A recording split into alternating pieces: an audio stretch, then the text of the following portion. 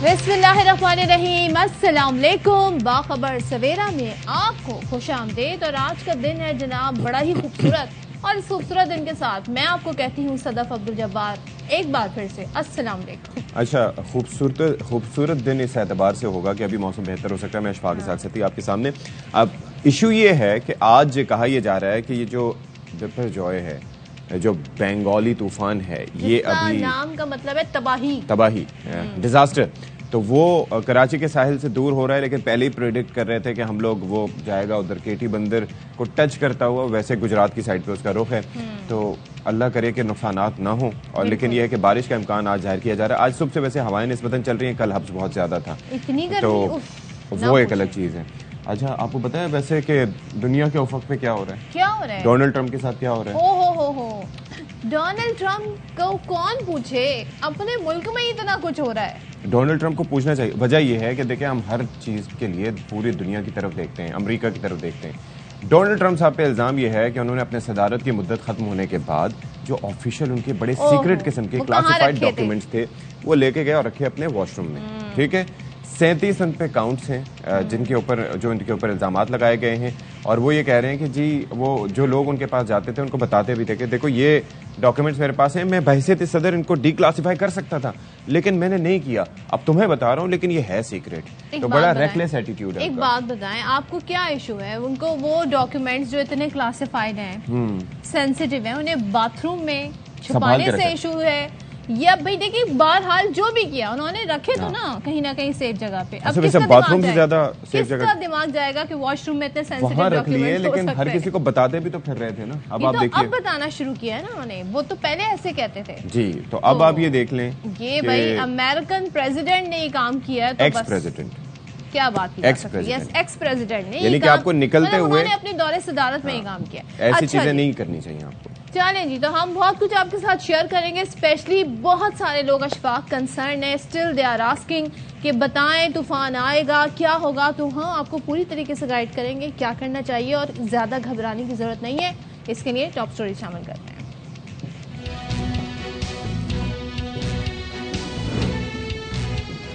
समंदरी तूफान बिपरजॉय ने रुख मोड़ लिया, कराची के साहिल से दूर होने लगा। कराची में बुध और जुमेरात को तेज बारिश का इम्कान। ठट्टा, सजावल, बदीन, थपाकर, उमरकोट में गरज चमक के साथ बारिश होगी। कमिश्नर कराची ने दफा 144 नाफिज करके समंदर में नहाने, कश्ती रानी और माहीगीरी पर मुकम्मल पाबंदी लगा दी। क्लिफ्टन से सीवीयू जाने वाली तमाम सड़कें बंद। सिंध हुकूमत ने तूफान के पेश नजर मुलाजिमीन की छुट्टियां मनसूख कर दी।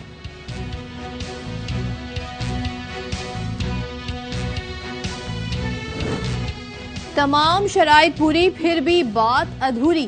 IMF से मुआहदा कड़ा इम्तिहान बन गया। मुआहदा ना हुआ तो बिजली गैस की कीमतें बढ़ेंगी। वजीर मुमलिकत बराए खजाना आयशा गौस पाशा ने खबरदार कर दिया। और मेयर कराची की दावेदार पीपल्स पार्टी और जमात इस्लामी आमने सामने लफ्जी जंग जारी। PTI के 30 चेयरमैन ने मुकाबला दिलचस्प बना दिया। मेयर के इंतखाब में हिस्सा न लेने का ऐलान।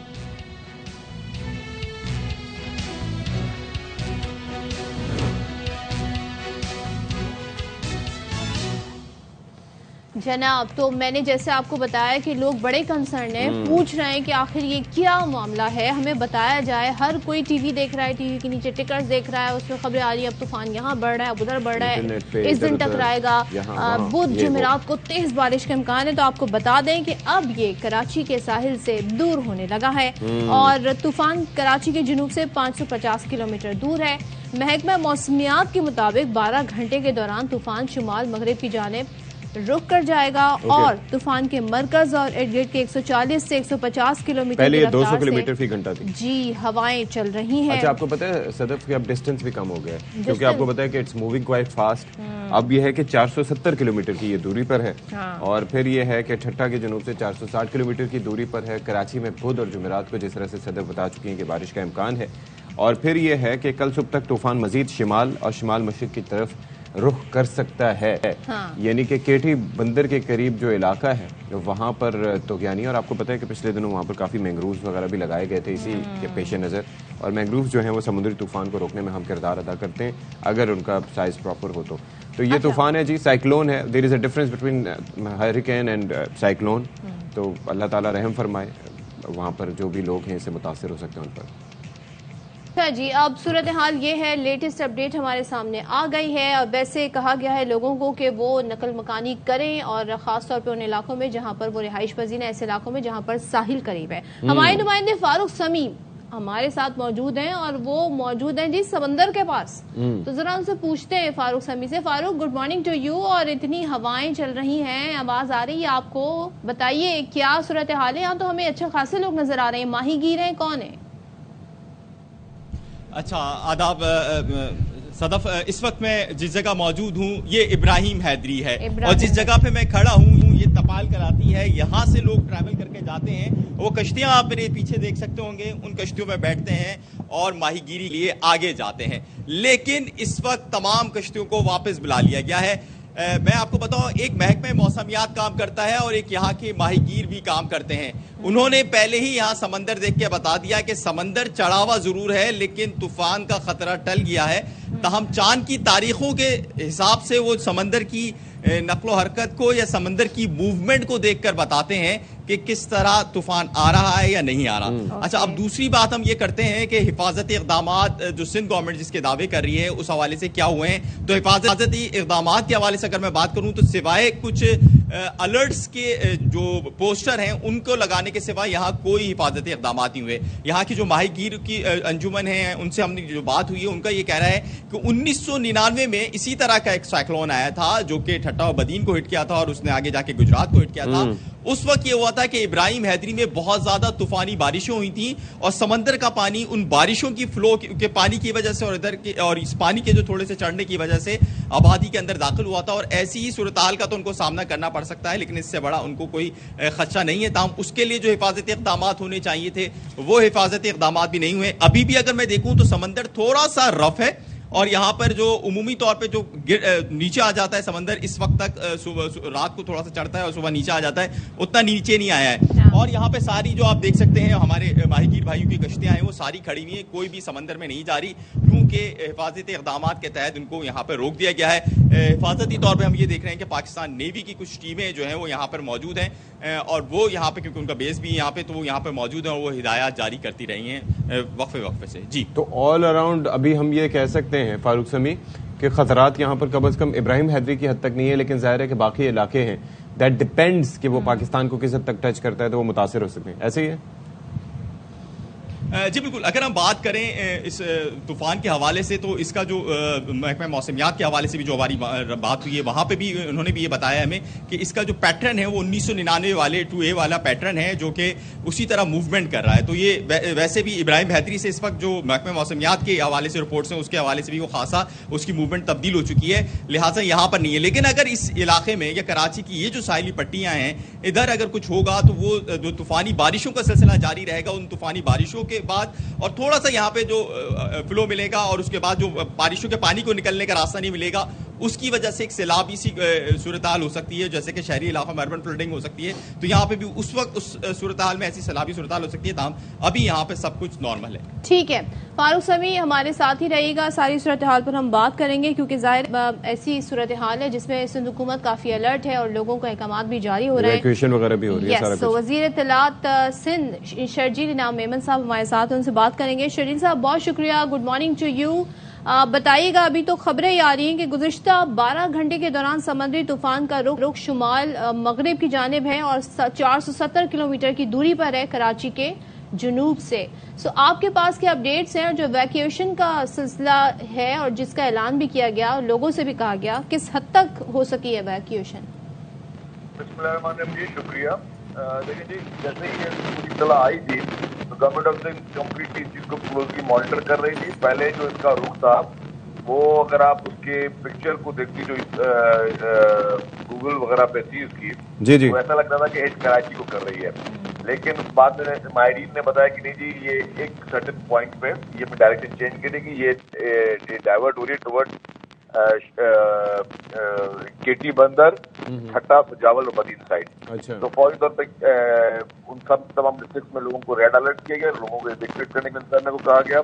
वजीर आला साहब पर्सनली गए थे कल भी उन्होंने जो है तमाम डिस्ट्रिक्ट का विजिट किया है और वहाँ पे फिर उन्होंने jointly core commander DG rangers और बाकी तमाम से बातचीत की और कल डीजी रेंजर्स और कोस्ट गार्ड और नेवी के भी आला अफसरान वहाँ पर मौजूद थे। अच्छा। तो सब मिलकर जो है वो इवैक्यूएशन कर रहे हैं और अभी तक जो है मुख्तलिफ डिस्ट्रिक्ट में इवैक्यूएशन जारी है। कल रात गए तक लेट आवर्स में भी इंतजामिया ने पूरी गाड़ियों का बंदोबस्त किया और वहाँ पे फिर लोग अपनी मदद आप भी लोग इवैक्यूएशन कर रहे थे। अच्छा। तो वो तो पूरा प्रोसेस वो जा रहा है। अच्छा शर्जील साहब, ये जरा फरमाइएगा, basic the question is because I know कि the army is working, the government is working, हमें अब जाहिर है कि मालूमात तो देनी है, लेकिन हम नहीं चाहते कि हाई पैसे क्रिएट हो के लोग बहुत ज्यादा परेशान हो जाएं। तो हमें कितना कंसर्न होना चाहिए कराची के आवाम को या मुत्तसिल इलाकों के आवाम को जहां ये टच करके जा सकता है, या बारिश से कितना परेशान होना चाहिए?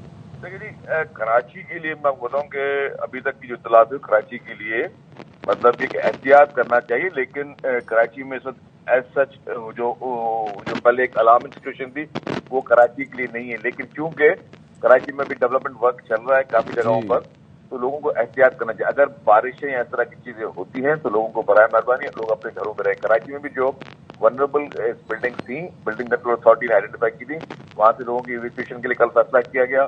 जो बिल बोर्ड वगैरह थे उनको उतारने के लिए फैसला किया गया। तो ये सारी चीजें कराची में की गई। तो कराची में ये मतलब इस तरह के एहतियात की लाजमी है। जो बाकी एरिया है वहां पे क्योंकि कच्चे मकान आते, जब हवा का ये प्रेशर आता है तो कच्चे मकान से लोगों को नुकसान बड़ा पहुंचता है। उसके अलावा हाई टाइड है, पानी की जो है वो उसकी लहरें जो समंदर की वो उसकी लेवल बढ़ जाता है, तो उसमें काफी गांव जो है वो ज़ेरे आब आने के खदशात हैं, इसीलिए उनको सबको अच्छा लेट्स डू कंपैरिजन हियर ना। अगर जाहिर है कि आपकी मालूमात के मुताबिक और जितना सिंध हुकूमत इस पर फोकस्ड है, तो इससे पहले इतनी तैयारियां किस तूफान से या किस इस तरह की सिचुएशन से निपटने के लिए कितना अरसा पहले की गई थी जो अभी हो रही हैं?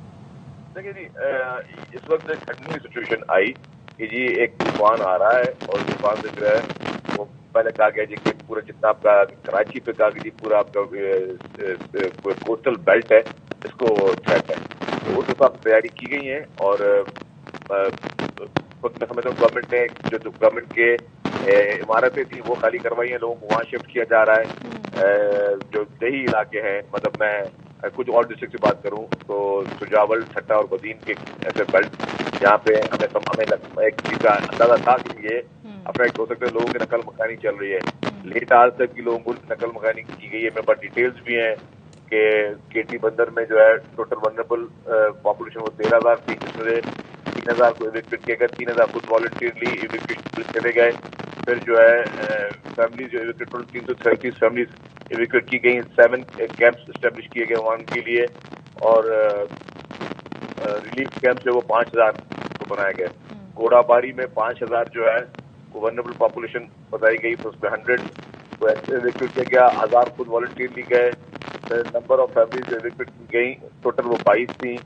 नंबर ऑफ रिलीफ कैंप जो है उनके लिए टोटल 4 बनाए गए, और जो वहाँ पे कैपेसिटी रखी गई है कि हर रिलीफ कैंप में वो 250-250 लोग आ सके, तो 1,000 लोग जो वहाँ कैपेसिटी बनाएंगे। इस तरह बदीन, एक एक चीज बता सकता हूँ, बदीन में शहीद फाजिल लाऊ तालका, फिर बदीन तालका, फिर सुजावल, शाहबंदर, जाती, खारोचान, इस तरह में पूरी है कि 40,000 जो है वो लोगों को 40,800 लोग जो है वो वनरेबल पॉपुलेशन में इस वक्त हैं, और उसमें से कोई 8,000 लोगों को जो है वो इवैक्यूएट किया गया, गवर्नमेंट ने किया है। 6,000 लोग खुद इवैक्यूएट हुए हैं। अच्छा। और फैमिली वाइज है कि 778 फैमिली जो है वो सब जा चुकी हैं वहाँ से। तो पूरी डिटेल है कि हर साल के अलग अलग हर तहसील की जो है वो अलग अलग है। इस वक्त मैं आपसे बात करूँ, लेटेस्ट फिगर्स भी अभी तक आई है, उस हिसाब से 47,800 जो है वो वनरेबल पॉपुलेशन जो है वो अभी तक टारगेट हो चुकी है कि इन लोगों को हमें वहाँ शिफ्ट करना है। ठीक है शर्जील साहब, ये भी जरा सा बता दें, आपने कहा कि वल्नरेबल पॉपुलेशन है उनको जाहिर है आप शिफ्ट करना है और बहुत सारे लोगों को शिफ्ट भी कर दिया है, लेकिन यहाँ पर बारिशों की भी बात की जा रही है कि जो बुध जुमेरात के रोज बारिश होगी, तो जाहिर है बारिश में भी बड़े मसाइल होते हैं, और अगर बारिश हुई तो वो भी कोई गैर मामूली किस्म की होगी, तो आप उसके लिए क्या इंतजाम किए गए? देखिए जो खदशात ये हैं, खदशात बारिश जैसे ना अगर 100 मिलीमीटर बारिश पड़ती है, 200 मिलीमीटर पड़ती है, अगर वक्त वक्त में बारिश पड़ती है ना तो वो उसको मैनेज हो जाती है। इस बार खदशा ये कि क्लाउड बर्स्ट हो सकते हैं। जब क्लाउड बर्स्ट होता है ना तो ऐसा लगता है समझे कि आपके ऊपर किसी ने बाल्टी फेंक दी, तो उस हिसाब से पानी मुसलसल आ रहा होता है। और ये है कि जी आप हाफ एन आवर अगर 100 मिलीमीटर बारिश बढ़ गई तो वो एक बहुत बड़ा एक प्रॉब्लम होगा, फिर उसको टाइम लगता है सब चीजों को। इसलिए हमने ये कहा है, सीएम साहब ने कल ये कहा है, लोग जो अननेसेसरी घरों से ना निकले। लोग मतलब बारिशों में घूमने के लिए ना निकले कि जी हम चले समंदर की तरफ घूम के आते हैं या कोई पिकनिक मनाते हैं या कहीं छुट्टी भी जाते हैं, नहीं। आप लोग एहतियात ये, और आप गवर्नमेंट की मदद और अपनी मदद इस तरह कर सकते हैं कि आप खुद एहतियात करें, घरों में रहें। अगर आपको पता है, क्योंकि आप अगर कहीं बाहर होंगे तो आप ट्रैफिक के लिए न्यूसेंस पैदा करेंगे, अननेसेसरी अगर निकलेंगे तो एक इमरजेंसी वाला चीज है। आप बाहर होंगे तो ट्रैफिक के इश्यूज होंगे, खुदा न खासा कोई पोल गिर गया, कोई दरख्त गिर गया, हवाएं तेज चलती हैं, कोई और प्रॉब्लम हो गया तो फिर वो हादसा बढ़ते हैं। तो हमारी लोगों से अपील है कि लोग इस चीज में जो है वो आगे बढ़ चुके करें। इस वक्त मैं आपको मेरे पास लेटेस्ट फिगर जो आई है, 50% पॉपुलेशन जो है उसको इवैक्यूएट या कुछ लोग वॉलंटियरली गए हैं और आधों को गवर्नमेंट ने इवैक्यूएट कर लिया है। बाकी इवैक्यूएशन का अमल इस वक्त भी जारी है। 22,247 इस वक्त लोगों को इवैक्यूएट जो है वो कर दिया जा रहा है। ठीक है। शर्जील इनाम मेमन साहब गुफ्तगू कर रहे थे और ज़ाहिर है सिंध हुकूमत पूरी तरह से अलर्ट है और तमाम तर सूरत हाल से निपटने के लिए इंतजाम किए जा रहे हैं।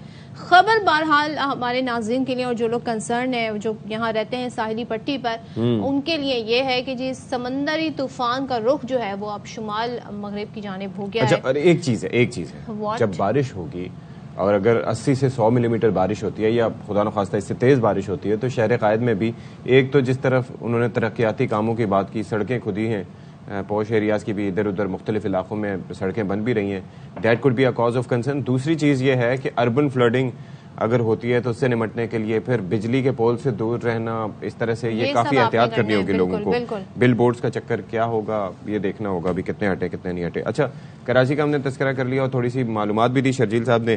ठट्टा में भी अर्बन इलाकों की बात कर लेते हैं जहां पर बताया जा रहा है कि वहाँ फ्लडिंग का खतरा है। तो ठट्टा हो गया, सजावल, बदीन, थरपारकर, मीरपुर खास इससे मुतासर हो सकते हैं और 17 जून तक तेज बारिशें और तूफानी हवाएं चलने का इम्कान है। ठट्टा में क्या हिफाजती इक़दाम हैं, इसके लिए हमारे नुमाइंदे हैं एजाज वारियो, वो मजीद बता रहे हैं। जी बिल्कुल, तूफ़ान वाइपर जो है कि पेश नज़र आज भी जो ज़िले इंतज़ामिया की जानिब से रेस्क्यू का अमल जारी है देहात जजीरों पर, वहाँ से लोगों को नकल मकानी करके महफूज मकामात पर मुंतकिल करने का जो अमल वो जारी है। मुख्तलिफ कैंप्स में जो लोग शिफ्ट हो रहे हैं उनका कहना है कि वहाँ पर उन्हें कुछ सहूलियात की जो है वो शिकायत हैं। वहाँ पर मीठे पानी की किल्लत है, अदवायात की किल्लत है या जो दीगर वाशरूम वगैरह है उनकी उन्हें शदीद किल्लत का सामना करना पड़ रहा है। ये जो साहिली बेल्ट है जिसमें केटी बंदर, बगान, जंगी सर ये इलाके आ जाते हैं, खारोशान भी उसमें आ जाता है। ये इलाके इस वक्त शदीद ख़तरे से लाहिक हैं। यहाँ पर गुज़श्ता रोज़ वज़ीर आला सैयद मुराद अली शाह ने भी विज़िट किया था और सख्ती से हिदायत की थी कि यहाँ साहिली बेल्ट के जितने भी रायशी हैं, अफराद हैं, उनको मुकम्मल तौर पर सहूलियात फराम की जाएँ। लिहाजा इस वक्त जो सूरताल है यहाँ पर वो इस तरह की दिखाई नहीं दे रही है और लोगों की आएँ चीखें और पुकार रो रो के फरियाद कर रही है कि उन्हें तन्हा छोड़ा गया है। जी अच्छा जी, एक तो चीज़ ये हो गई। दूसरा ये है कि बिल बोर्ड्स जो हैं वो ज़ाहिर है बड़ा कंसर्न होते हैं क्योंकि वो एक ऐसे स्ट्रक्चर होते हैं जो हवा से गिर भी सकता है, मूव हो सकता है और अक्सर तूफ़ानों के दिनों में आप देखते होंगे कि वो सुराख में उनमें कर दिए जाते थे। फिर एहतियात के लिए हिदायत भी अदालतों की जानिब से भी की जाती रही हैं 2016-17 में कि भाई ये नहीं होने चाहिए यहाँ पर। तो ये बिल बोर्ड्स हटाने का काम कहाँ तक पहुँचा, क्या इस हवाले से हुआ, और इस हवाले से हमें बताएंगे आसिफ खान, हमारे नुमाइंदे हैं, उनसे जान लेते हैं। बताइएगा आसिफ, हटा दिए गए हैं सारे बिल बोर्ड्स? बिल्कुल, कराची में मुमकिना समंदरी तूफान के पेश नज़र कमिश्नर कराची की जानिब से शहर में लगाए गए जो बिल बोर्ड्स थे उन्हें हटाने के अहकामात जारी किए गए हैं, लेकिन उसके बावजूद देखने में ये आ रहा है कि शहर के मुख्तलिफ मुकामात पर ताहाल बिल बोर्ड्स मौजूद हैं। बिल बोर्ड्स को अब तक नहीं हटाया गया जो किसी भी हादसे का सबब बन सकते हैं। माजी में भी इस तरह हादसा रोनुमा हुए हैं। शारे फैसल पर ही जो बिल बोर्ड्स हैं वो लोगों के ऊपर गिरे जिसकी वजह से अमवात भी हुई। शारे फैसल हो, गुलिस्तान जौहर हो, उसके अलावा शहर के दीगर मुकामात पर अब भी जो बिल बोर्ड्स हैं वो मौजूद हैं। साथ साथ ये भी अहकामात जारी किए गए थे कि जो बुलंद बाला दरख्त हैं उनकी भी कटाई की जाए क्योंकि ये दरख्त भी गिरने से हादसा रोनुमा हो सकते हैं। लेकिन देखने में ये आ रहा है कि जो बिल बोर्ड्स हैं वो ताहाल लगे हुए हैं। तो ये बिल बोर्ड्स ना सिर्फ इमारतों पर लगे हुए हैं, उसके अलावा जो पेडिस्टेरियन ब्रिज है फ्लाईओवर्स हैं उनके ऊपर भी ये जो बिल्ड बोर्ड्स हैं वो इस वक्त भी मौजूद हैं, जो किसी भी हादसे का सबब बन सकते हैं। चलें जी, तो इस हवाले से हम आपको अपडेट्स भी देते रहेंगे। बस जाते जाते अशफाक, कल जो हम बात कर रहे थे ना कि नाम क्यों तूफान कैसे होते हैं, तो बाकायदा इसके लिए एक पैनल बनता है और उनके उर्फ तवज्जी के लिहाज से ये नाम सजेस्ट किए जाते हैं। लेकिन इंटरेस्टिंग बात यह है, जब कुछ नाम सजेस्ट किए गए उनमें से नाम मैं आपको बता दूं, उसमें जी रबाब है, सुहेल है, रेहान है, आसिफ है और सदफ भी नाम है। तो सोचे सदफ नाम का भी हमेशा से लगता था कि आपके अंदर एक तूफान मौजूद है, आज ये प्रूफ भी हो गया। लाइटर साइड पे ये बात सोचे। अब मुझे एक बात बताएं, सदफ तूफान भी हो सकता है, लेकिन सोचे कभी अशफाक तूफान हो, कोई सीरियस ही नहीं लेता। बहरहाल ये मेरे नाम का एक तूफान है जिसकी एक लिस्ट में नाम भी है, अल्लाह ना करे वो आए, लेकिन मैंने इंफॉर्मेशन आपके साथ शेयर कर दी। तो क्या बात है, क्या बात है।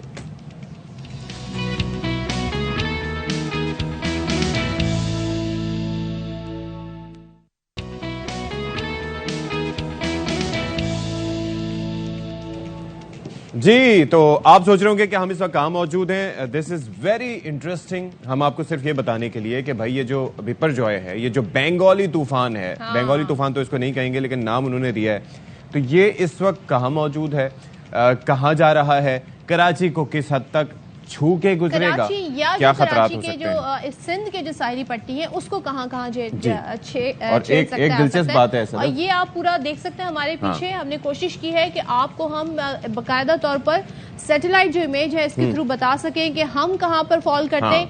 ये आप देख रहे हैं जी कराची शहर और ये हमारी है साहिली पट्टी और यहाँ पर ये तूफान जो है जिसका आप ये रुख देख रहे हैं कि कितने फासले पर है, ये रेड जो आपको डॉट यहाँ पे नजर आ रहा है, दैट इज द इंडिकेटर कि तूफान इतने फासले पर है। जो अब बताया जा रहा है कि ये 470 किलोमीटर जुनूब कराची के वहां से दूर है। अब ये आहिस्ता आहिस्ता आहिस्ता आहिस्ता होते होते ये रूट है तूफान, ये रूट बताया जा रहा है जी। तो इसके बारे में हम मजीद मौसमियात से, थैंक यू सो मच, महकमा मौसमियात से इस बारे में मजीद जानने की कोशिश करेंगे कि ये रुख जो है ये अब हमें क्या। तो हमारे साथ मौजूद हैं एक्सपर्ट हिमसेल्फ सरदार सरफराज साहब। सरदार साहब, मुझे ये जरा बताइएगा, नक्शा तो हम खोल के बैठे हुए हैं लेकिन जाहिर है कि आपके पास भी अपना एक नक्शा होगा, दिखाते भी तो ये अपने नाज़रीन को हम दिखा भी रहे हैं so that they won't be concerned, इतने परेशान ना हो, इतने परेशानी के शिकार हो। तो बताएं जी, तूफान इस वक्त कहाँ है, कहाँ जा रहा है, क्या इरादे हैं उसके? जी बहुत शुक्रिया। देखिए कराची से वही डायरेक्शन तो उसकी जनूब में ही है, 470 किलोमीटर के फासले पर है इस वक्त, तो ठट्ठा से 460 किलोमीटर फासला होता है इसका। और फिलहाल इसकी मूवमेंट वही शुमाल की तरफ ही है। अच्छा। ये हुआ है कि गुज़श्ता रात में इसकी जो एक्सट्रीम नेचर थी, एक्सट्रीम सीवियर साइक्लोनिक स्टॉर्म था, तो उससे थोड़ा सा कम होकर अब ये वेरी सीवियर साइक्लोनिक स्टॉर्म है। अच्छा। इसका मतलब ये है कि 20 से 30 नॉटिकल माइल के एटलीस्ट विंड जो है ना इसके सेंटर के आसपास उतनी स्पीड उस कमी आई होगी, उतनी स्पीड। अच्छा, मुझे एक चीज़ समझाइएगा सरदार साहब, वेरी एक तो ये है कि थोड़ा सा नक्शे पे देख के भी हमें बताइएगा कि जाहिर है कि आपके पास भी नक्शा हम फिर टैली करने की कोशिश करेंगे। दूसरा ये है कि 1 घंटा पहले भी हम बता रहे थे कि 470 किलोमीटर दूर है, तो ये कितनी तेजी में मूव करता है, ड्यूरेशन क्या है? देखिए बहुत स्लो मूवमेंट है इसकी। मैं आपको नक्शे पे दिखाऊं तो ये इस वक्त यहाँ पर मौजूद है, हम अपने नक्शे में टैली करेंगे अपना सेटेलाइट। जी तो ये जो बीच में ब्लैक कलर का सिंबल बना हुआ है ये असल में साइक्लोन है और इसके गिर्द आप देख सकते हैं कि हवाओं की सर्कुलेशन इस सेंटर के गिर्द होती है सारी, ये विंड सर्कुलेट कर रही हैं। और यहाँ पर ये मैं जहाँ मेरा पॉइंटर पॉइंट आउट कर रहा है, ये 90 नॉट्स विंड है, ये 90 नॉट्स विंड है, ये 60 नॉट है, ये 80 नॉट है। तो इस तरह से ये विंड्स इसके सेंटर के आसपास जी इस तरह से मूव कर रही हैं। तो ये एक बजाते खुद साइक्लोन इस जगह पर मौजूद है। कराची हमारा इधर है, कराची के बिल्कुल साउथ में है ये, और इसी तरह से ठट्ठा के भी बिल्कुल साउथ में है। अच्छा। अब इसकी डायरेक्शन यूं नॉर्थवर्ड है, कल सुबह तक ये नॉर्थवर्ड ही ट्रैवल करेगा और फिर यहाँ पहुंचकर फिर ये नॉर्थ ईस्टवर्ड यानी यूं शिफ्ट राइट साइड पे शिफ्ट हो जाएगा। ट्रैवलिंग इसका ट्रैक बता रहे हैं, ये जो रुख चेंज करता है उसकी वजूहात क्या होती हैं? अगर कोई भी तूफान जो प्रेडिक्टेड एक रुख होता है, ट्रैक होता है, उससे चेंज करता है तो उसकी वजूहात क्या होती हैं? देखिए मैं आपको थोड़ा सा पीछे ले चलता हूँ। ये यहाँ कहीं बना था यहाँ पर, तो ये उस वक्त इसकी डायरेक्शन यूँ थी, ये शुमाल मगरिब की जानिब था। अच्छा। और जाहिर है कि वो 5 या 6 जून की बात है, इनिशियली इसकी डायरेक्शन शुमाल मगरिब की जानिब थी और फिर स्लाइटली राइट साइड पे शिफ्ट होते होते अब ये बिल्कुल पिछले कोई 72 घंटे से मुसलसल नॉर्थ की जाने भी बढ़ रहा है। उसकी वजह ये होती है कि एक इसके इस राइट साइड पे, ये इंडिया का आपको मैप नज़र आ रहा होगा, इस साइड पे एक इसके हाई प्रेशर है अपर एटमॉस्फेयर में। ये विंड जो है ना, ये उसकी नहीं है, बल्कि ये 35 या 40 हज़ार फीट पे यहाँ पर जो विंड होती है उसको हम सब ट्रॉपिकल हाई या सब ट्रॉपिकल रिज कहते हैं। एक इस तरफ मौजूद है, एक इस तरफ मौजूद है। अब इन दोनों के दरमियान एक तरह से ना टग ऑफ वार चल रही है पिछले काफ़ी दिनों से। ये इसको उधर पुश कर रही थी, शुरू में तो वो नॉर्थ वेस्ट जा रहा था। अब जो है ना उस तरफ वाली जो अरेबियन पेनिनसुला पे हाई प्रेशर है या रिज है या स्टीयरिंग विंड्स हैं, अच्छा, वो ज़्यादा डोमिनेट कर रही हैं, तो वो इसको राइट साइड पे पुश कर रही हैं, यूँ इसकी डायरेक्शन चेंज हो जाती है। तो it all depends upon steering factor. जो ऊपर का लेवल होता है 35-40 हज़ार फीट पे जो हवाएं होती हैं वो इसको बेसिकली स्टीयर कर रही होती हैं। जैसे जैसे वहाँ तब्दीली होती है हवाओं में, उनकी डायरेक्शन में, वैसे वैसे नीचे। अच्छा, लेकिन सरदार साहब ये जो सिचुएशन आप बता रहे हैं 35-40 हज़ार फुट वाली हवाएं, ये तो वो जावा सीज वाली मिसाल आ गई जहाँ पर एक अलग ही फिनोमिनन होता है, क्योंकि वहाँ पर एक्सट्रीमली कोल्ड टेम्परेचर होते हैं, फिर वो जब इंटरेक्ट करते हैं इस तरह के तूफानों से तो सूरत हाल बड़ी अजीब सी बनती है। यहाँ पर अभी खतरात किस जगह बेसिकली लाहक हैं, ये जरा हमें बता दीजिएगा, पाकिस्तान की हद तक अगर बात करें तो। देखिए जी, देखिए ये जो ये मेरा पॉइंटर आपको नज़र आ रहा होगा, ये जो पाकिस्तान की बाउंड्री है और ये नीचे इंडिया का रन ऑफ कच्छ और उनका गुजरात का एरिया है। अब ये यहाँ तक कल तक यानी यहाँ इस तरफ मूव करके सीधा नॉर्थवर्ड मूव करेगा और फिर यूँ नॉर्थ ईस्टवर्ड होगा। तो ये जो जगह बनती है ये हमारा केटी बंदर का साइल और जो एडजॉइनिंग एरिया है इंडिया का, यहाँ से शुरू हो जाता है। जी, एक ये गल्फ है और एक ये गल्फ है, ये गल्फ ऑफ कच्छ है और इस तरह से ये उनकी गल्फ है। तो ये बीच का जो एरिया है यहाँ पर उनकी एक पोर्ट है, उस पोर्ट से क्रॉस करेगा। लेकिन जाहिर है कि आप देख रहे हैं कि इसका गिराव या फैलाव कितना है। तो जब इस पॉइंट पे पहुंचेगा तो ये पूरा एरिया इस तरह से हवाओं की सर्कुलेशन या विंड्स की सर्कुलेशन के लपेट में आएगा। यानी ये पूरा उठकर यहाँ आ जाएगा कल 15 तारीख को। ठीक है, आपने बड़ी जबरदस्त तरीके से सारी चीजें बता रहे हैं सरदार सरफराज साहब। जरा सा हम यहाँ पे थोड़ा ऐड भी कर दें, थैंक्स टू द टेक्नोलॉजी कि आज हम इस काबिल हो गए हैं कि हम तूफान की रफ्तार कितनी ड्यूरेशन से वो आ रहा है, उसका रुख कहाँ कहाँ जा सकता है, इसकी वजह से हम बहुत पहले ही ऐसे प्रिकॉशंस ले सकते हैं। हम लोगों को इवैक्यूएट कर सकते हैं ऐसे इलाकों से, वल्नरेबल जो पॉपुलेशन है उनको दूसरी जगह मुंतकिल कर सकते हैं ताकि कम से कम नुकसान हो। तो जी और फायदा उठाया जा रहा है ऑब्वियसली। आज से कितने साल पहले ये फैसिलिटीज अवेलेबल नहीं थी, बट अब हम इससे बहुत ज्यादा और अल्लाह ताला का शुक्र है। वैसे तो जाहिर है नेचर से कोई नहीं लड़ सकता, लेकिन थोड़ी सी पेशबंदी कर सकते हैं। सरदार सरफराज साहब, अब जरा ये फरमाइएगा कि आपने लैंडफॉल के हवाले से बताया, एक तो ये है कि लैंडफॉल के बाद उसका इम्पैक्ट कितने वो डिस्पर्स हो जाता है, खत्म हो जाता है, बारिशों के बाद क्या एंटिसिपेट किया जा सकता है और किन किन इलाकों में बारिश होगी? स्टार्टिंग फ्रॉम कराची किस हद तक बारिश हो सकती है? देखिए, दोबारा मैप पे चलते हैं तो ये जब इस पॉइंट पे पहुंचेगा, यहाँ क्रॉस करेगा, तो इसका मतलब है कि ये जो पूरी पट्टी है हमारे लोअर सिंध की, यहाँ पर ये कराची है। इस विंड के अंदर हम देखें तो ये कराची है और इसके नीचे इधर ठट्ठा और सुजावल और फिर आगे बढ़े तो बदीन, थरपारकर, उमरकोट, मीरपुर खास, इस तमाम पट्टी पे बहुत शदीद बारिशें हैं। अच्छा। खासकर ठट्ठा से आगे आगे जितने अजला हैं उनमें, और बहुत शदीद आंधी भी ज़ाहिर चलेगी। इसकी एसोसिएशन में 80 से 100 किलोमीटर या 120 किलोमीटर फी घंटा की रफ्तार से हवाएं उस एरिया में चल सकती हैं और बारिशें भी अगले 3 से 4 दिन तक मुसलसल होंगी। 17 जून तक बारिशें हो सकती हैं। उसकी वजह यह है कि एकदम से यानी लैंड को जैसे ही इसने टकराया तो वैसे फ़ौरन ही ख़त्म नहीं हो जाता, इसके डिके होने का भी एक प्रोसेस है। जैसे कि लो प्रेशर से डिप्रेशन से फिर आगे साइक्लोन, 3-4 स्टेजेस होती है। इसी तरह से इसकी डिके करने की भी 3-4 स्टेजेस होती हैं। यानी साइक्लोन टकराएगा तो वापस डिप्रेशन में तब्दील होगा, डिप्रेशन से वापस लो प्रेशर में। कराची का आपने बता दिया बारिश का सर? जी, कराची का मैं बता रहा हूँ कि कराची में भी बिल्कुल इम्कान है कि आंधी भी तेज़ चले, यानी 60 से 80 किलोमीटर फी घंटा की रफ्तार से यहाँ भी हवाएं चल सकती हैं। और बारिश खासकर 15 और 16 को 2 दिन तेज़ स्पेल बारिश का हो सकता है कराची में भी, मुमकिन है। तो कराची से ऊपर हैदराबाद, नवाबशाह तक बारिशें हो जाएंगी। नवाबशाह तक बारिशें होंगी और ये बारिशें तो जी होंगी, प्रेडिक्टेड थी। थैंक यू सो मच सरदार आसिफ साहब, और जिस तरीके से उन्होंने हमें समझाया, सरफराज साहब माफ कीजिएगा, जिस तरीके से उन्होंने हमें समझाया और कोशिश हमने की कि आपकी जो डर है, कंसर्न है, हम बकायदा उसको मैप के थ्रू, सैटेलाइट इमेज के थ्रू समझा सकें कि ठीक है जी मसला है और ये कुदरती आफत है, लेकिन इतना नहीं घबराना कि आप लोग परेशान हो। हाथ पाँव नहीं फूलने चाहिए, कंसर्न होना चाहिए, और हम आपको इसीलिए मालूमात दे रहे हैं ताकि आप उसी हिसाब से एहतियात कर सकें। एक ब्रेक ले लेते हैं। अपना ख्याल रखें, हम ब्रेक के बाद आते हैं।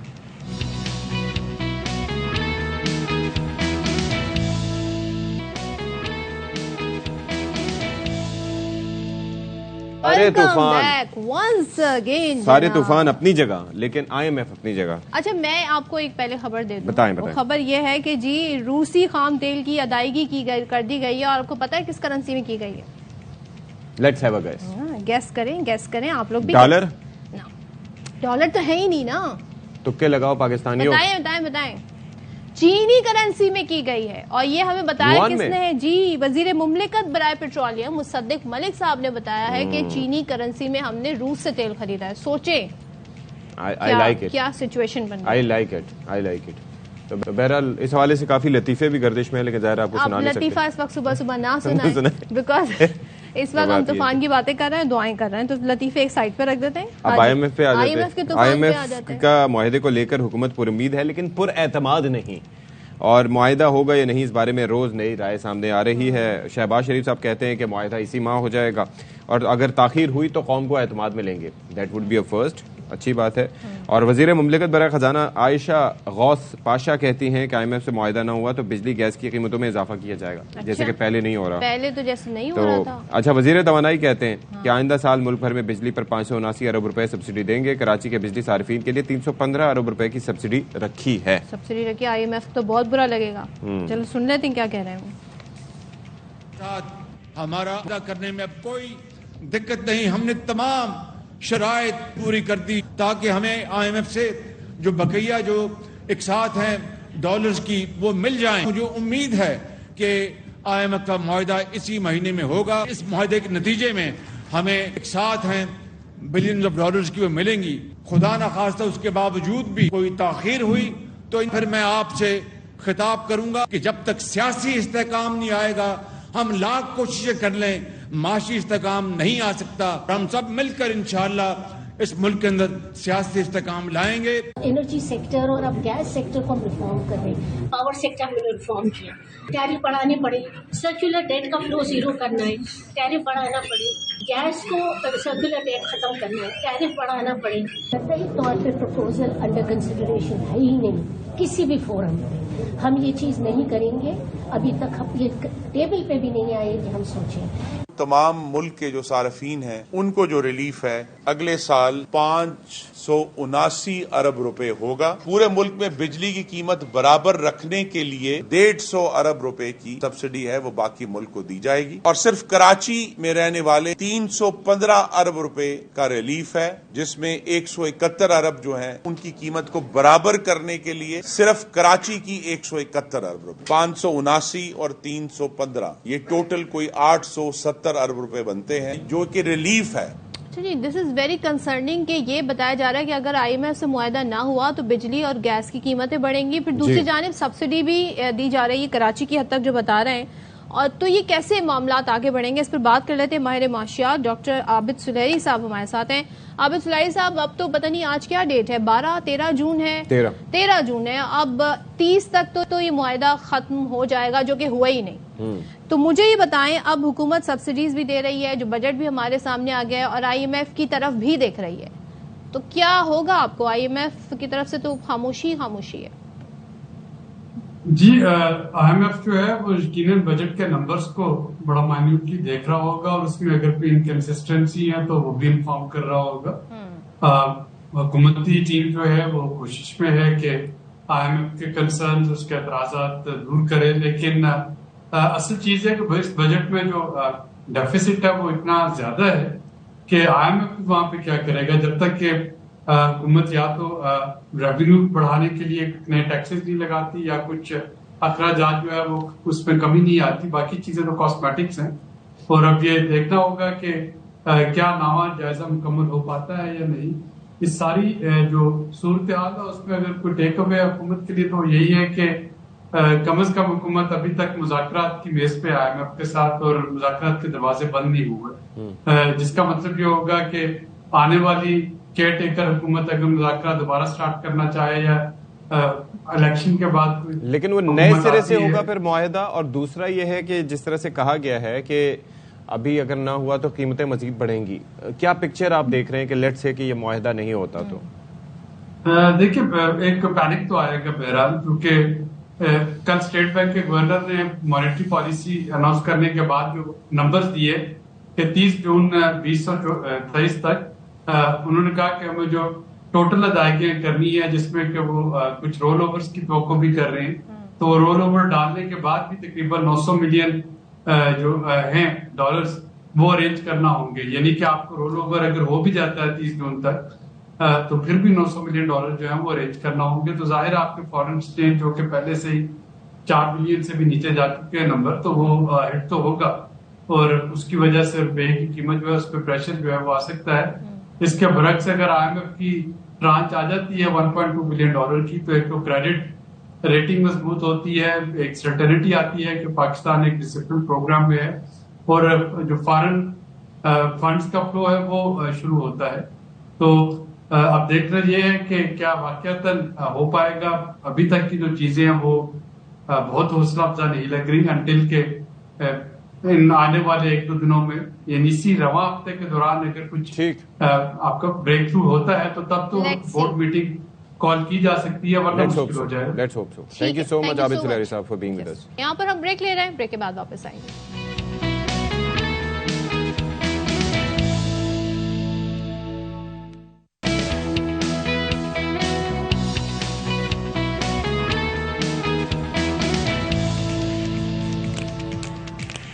बाखबर सवेर अब एक बार फिर से आपका खैर मकदम है। मैं हूं आपके साथ अशफाक इसाक सत्ती, मेरे साथ मौजूद हैं जनाब अब्दुल जब्बार। हाजिरी लगवा ली सदफ अब्दुल जब्बार। वैसे आप हाजिरी कैसे लगवाती हैं? क्या मतलब? अटेंडेंस वगैरह होती थी तो आप क्या मतलब यस में प्रेजेंट हाँ प्रेजेंट। वैसे वो बड़ा सोफिस्टिकेटेड लगता था ना। और कभी किसी की हाजिरी लगवाई आपने? नहीं, ये वाली हरकतें मैंने नहीं की। अच्छा, ये हरकतें स्कूल में वैसे मुश्किल से होती हैं। अच्छा, लड़कियां जो होती हैं ना वो बड़ी इस मामले में चालाक होती हैं। लेट मी से अच्छा ना, वो एक दूसरे की हेल्प करती हैं। अगर कुछ आपको चीटिंग करनी हो, कुछ कुछ बताना ही हो, मैं ये नहीं कह रही कि फर्रे शर्रे, लेकिन अगर आप उनसे 1-2 जुमले पूछ लें, क्योंकि उन्हें लगेगा अच्छा इसके नंबर मुझसे ज्यादा आ जाएंगे, तो लड़कियां शुरू से उन्हें फिर भी होता है ना कि वो चले कोई कुछ कर जाएगी। हमें पता है एक ही जैसे शायद तुम्हारा तुक्का किसी उसकी वजह मैं बता दूं, लड़कियां मेहनती होती हैं, पढ़ कर आती हैं। वो कहती हैं अगर मैंने मेहनत की है तो तुम भी कर सकती नहीं, तो मेहनत करके आती हैं। लड़के मेहनत ही नहीं करते, वो सारे कहते हैं ना एक ही जैसे उनके मसाइल होते हैं। ये डिसरिस्पेक्ट मैं बर्दाश्त नहीं कर सकता, मैं जा रहा हूँ।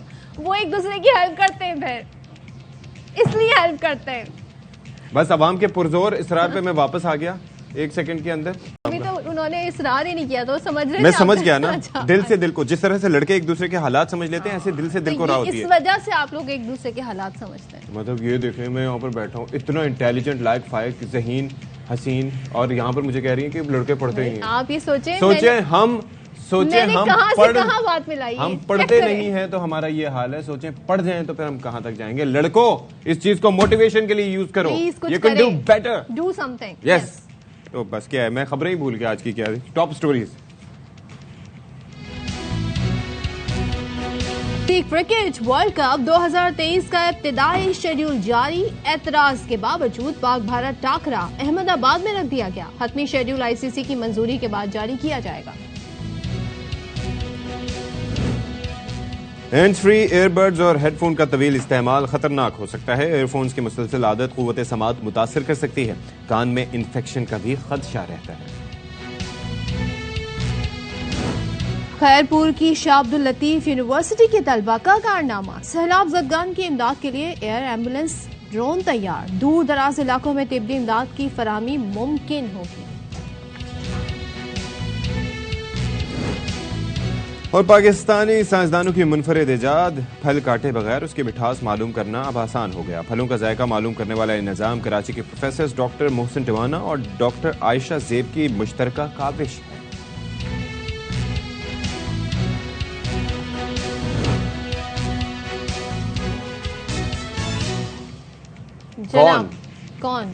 कौन होगा जिसके ऊपर डॉन नहीं लकवाज़ है।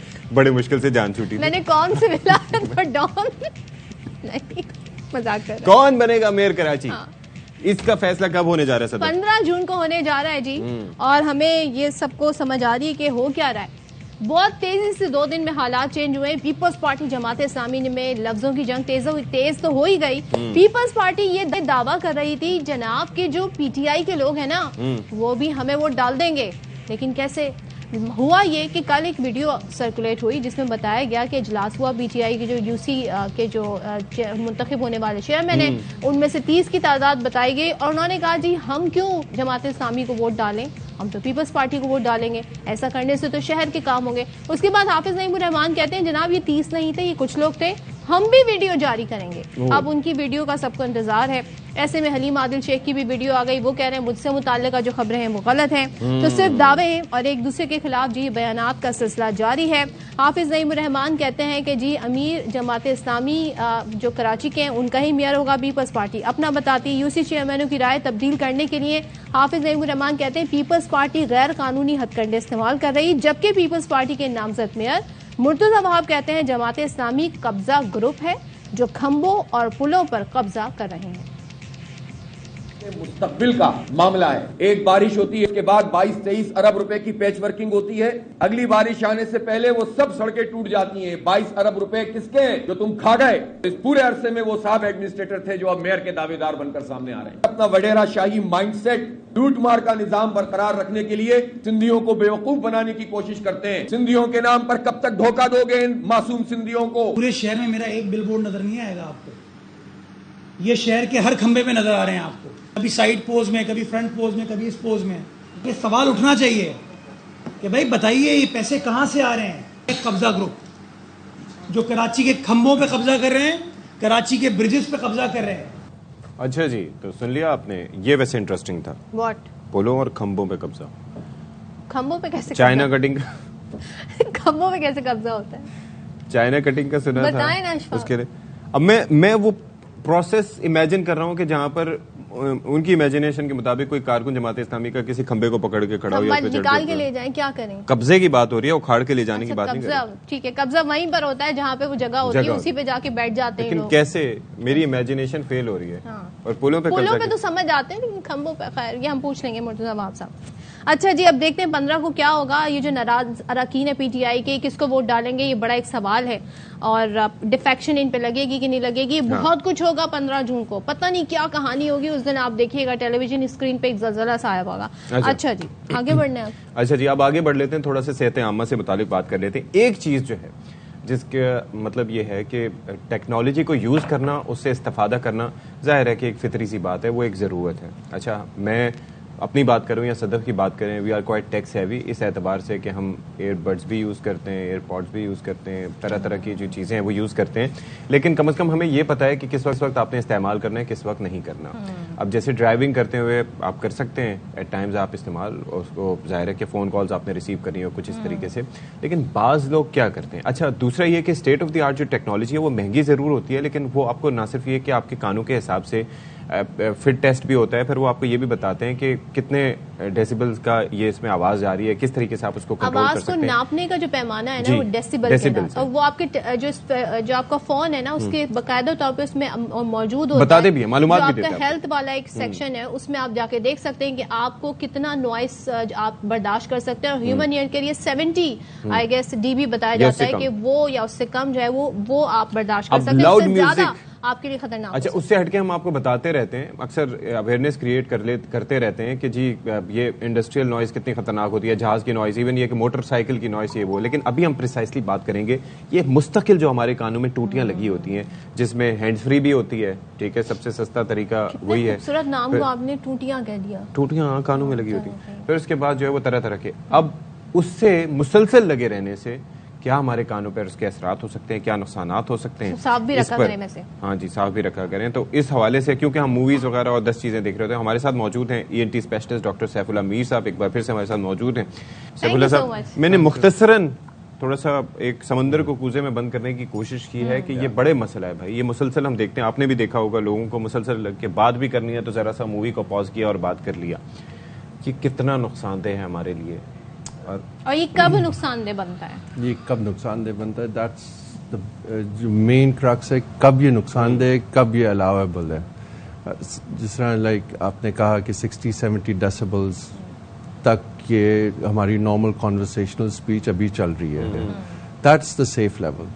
बट जब आप 85 डेसिबल्स फॉर 8 आवर्स से ज़्यादा एक्सीड करते हैं फिर आपको हियरिंग लॉस होने का खदशा होता है। 8 आवर्स कंटिन्यूसली। हाँ, दैट्स जब आप इंडस्ट्रियल वर्क की बात करते हैं, फैक्ट्रीज की बात करते हैं, वहाँ जो नॉइज ट्रांसमिशन में it's pretty quiet here and pretty calm here.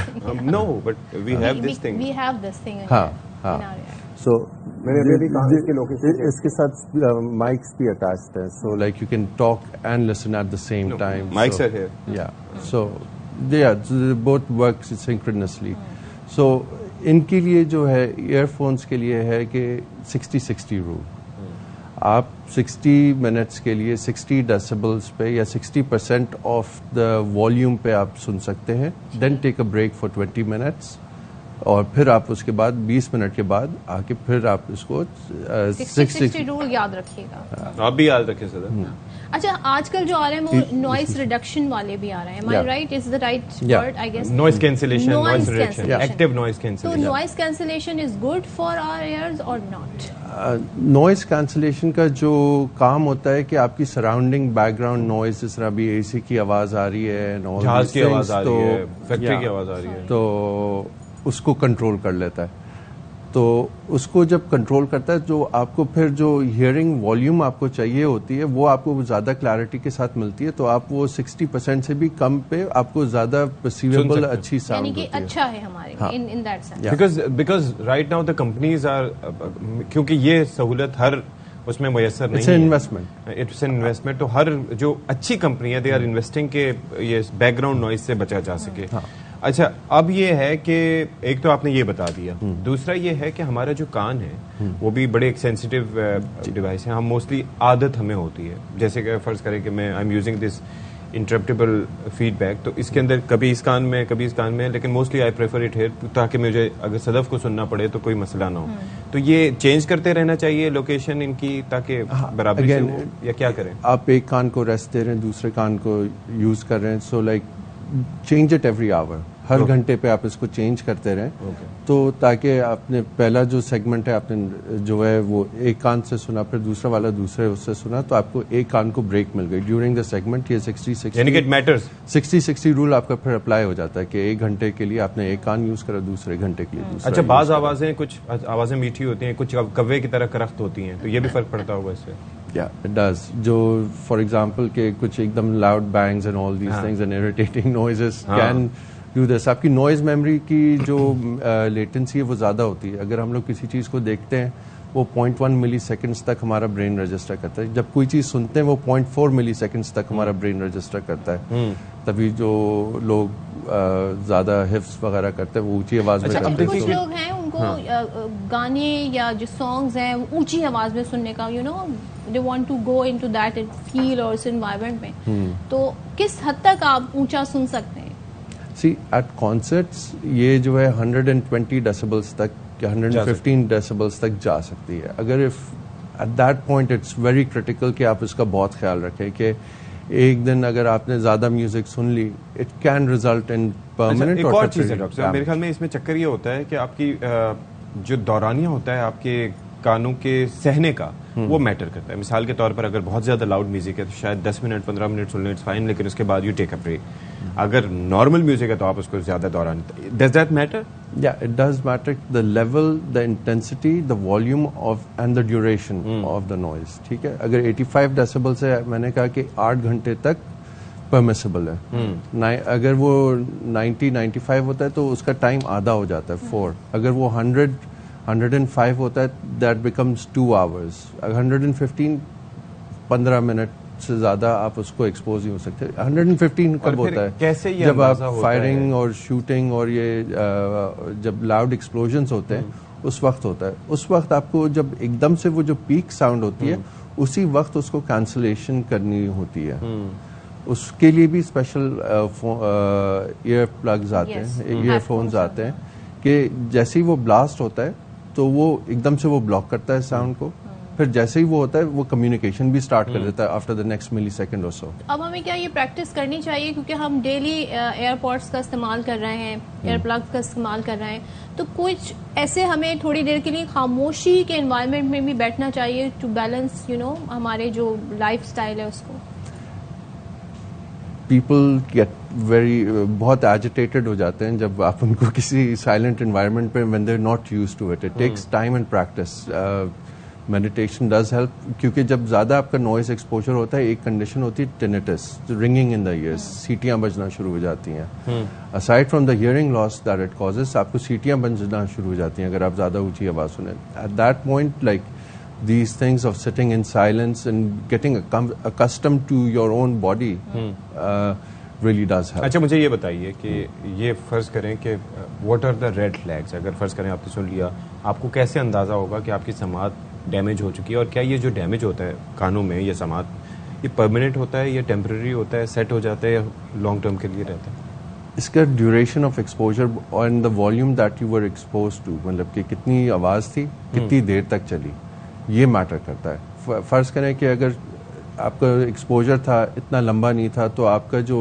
Sensory sales होते हैं इनर ईयर जिसको कॉक्लिया कहते हैं वो ओवरलोड हो जाते हैं राइट बट अगर इसको ड्यूरेशन आप बढ़ा दें तो सेंसरी सेल्स परमानेंटली डेड हो जाते हैं अच्छा ज़्यादातर ये हाई फ्रीक्वेंसी पे होती है फिर क्या होता है कि आपका जो एबिलिटी टू स्पीच परसेप्शन कोई आपसे क्या बात कर रहा है आपको आवाज़ तो आएगी नॉइज आएगी उसकी समझ में नहीं आएगी वो क्या कह रहा है आप जो म्यूज़िक सुन रहे हैं जो एंजॉय करते हैं चीज़ों को वो आप फिर एंजॉय नहीं कर सकते हमारा जो purpose of this is to communicate to enjoy certain musics and all these things तो हमें उसको सेफली करना है so that we can continue to do so ऐसा ना हो कि एक ही दिन में खत्म कर दे सब अपने कुछ कानों का भी रेगुलर चेकअप करवाते रहना चाहिए और it's not necessary see when you are born जब आप पैदा होते हैं तो उस वक्त तो चेकअप होना चाहिए हर बच्चा जो पैदा होता है उसका चेकअप होना चाहिए क्योंकि अगर ये अर्ली डिटेक्ट हो जाए तो बहुत सारी चीज़ें हैं कि हर एक में आप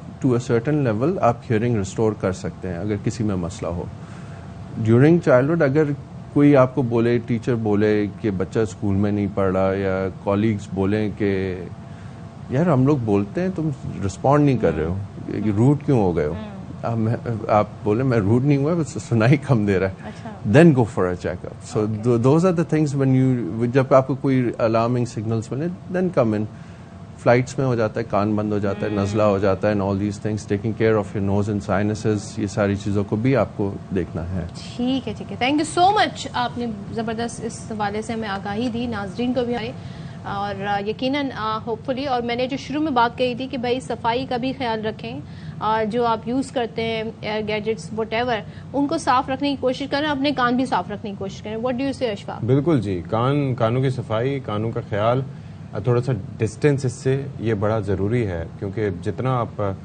ऊंचे डेसिबल्स में और ऊंचे साउंड सुनेंगे तो आपके लिए नुकसानदेह हो सकते हैं अच्छा जी अब बात करेंगे क्रिकेट की और क्रिकेट की जहां बात होती है तो सबके चेहरों पर खुशी आ जाती है रौनक छा जाती है आईसीसी वर्ल्ड कप का जो इब्तिदाई शेड्यूल है वो जारी कर दिया गया है और शेड्यूल में जी हमें क्या समझ आ रहा है वो ये समझ आ रहा है कि पाकिस्तान ने एतराज किया था लेकिन इसके बावजूद पाक भारत टाकरा 15 अक्टूबर को अहमदाबाद में रख दिया गया है कौमी टीम इब्तिदाई 2 मैचेस क्वालिफाइड टीमों के खिलाफ 6 और 12 अक्टूबर को खेलेगी 20 अक्टूबर को ऑस्ट्रेलिया 23 को अफगानिस्तान 27 को जनूबी अफ्रीका 31 को बांग्लादेश से मुकाबला होगा जबकि आपको ये भी बता दें कि शाहीन 5 नवंबर को कीवीज और 12 नवंबर को इंग्लैंड से 2-2 हाथ करेंगे तो मेगा इवेंट का जो हतमी शेड्यूल है वो आईसीसी की मंजूरी के बाद जारी होगा जी तो दैट इज वेरी इंटरेस्टिंग और इब्तिदाई शेड्यूल तो तैयार कर लिया गया है ये आईसीसी क्रिकेट वर्ल्ड कप है 2023 और एतराज के बावजूद पाक भारत टाकरा अहमदाबाद में रख दिया गया है पाकिस्तान इब्तिदाई 2 मैचेस क्वालिफायर से पहले खेलेगा फिर उसके बाद 20 अक्टूबर ऑस्ट्रेलिया 23 अक्टूबर को अफगानिस्तान से पाकिस्तान का टाकरा होगा 27 अक्टूबर को जनूबी अफ्रीका और 31 को बांग्लादेश से खेलेगा तो ये जो डिटेल्स हैं सदर अब्दुल जब्बार ये सामने आ चुकी हैं और अब let's see what happens ICC की मंजूरी इस पे जाहिर है कि अभी दरकार है आईसीसी या बीसीसीआई की मंजूरी आईसीसी मतलब मंजूरी वहां से भी होनी है ना वही मैटर दैट्स व्हाट मैटर्स वो बिग 3 वाला फार्मूला याद है ना आपको चलिए ब्रेक ले लेते हैं